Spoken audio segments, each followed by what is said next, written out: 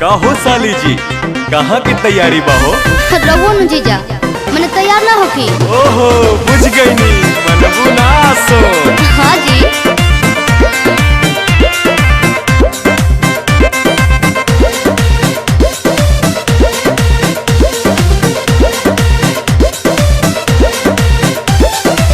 जातारू माई के दर्शन तू करे, हाँ जी। काहे के लगलू है साजे सवारे।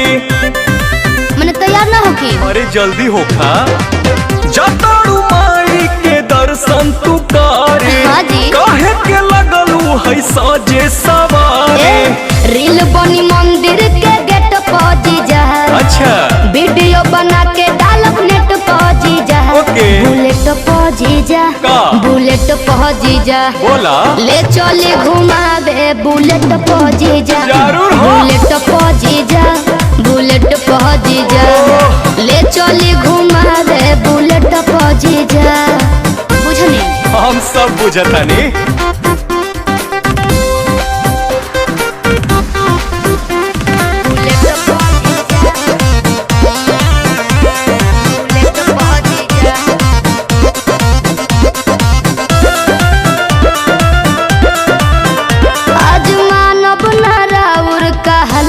जीजा सूट पहन के तैयार बनी ललका जीजा।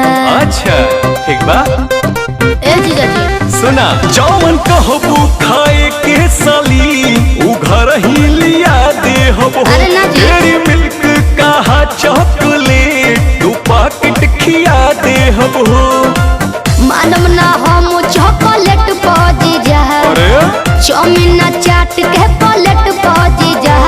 बुलेट पा जीजा, का? बुलेट पा जीजा, बोला। ले चले घुमावे बुलेट पा जीजा। आहो। बुलेट पा जीजा, का? बुलेट पा जीजा, ले चले घुमावे बुलेट पा जीजा। अरे भागत काहे बनी? अरे कहाँ भागतानी।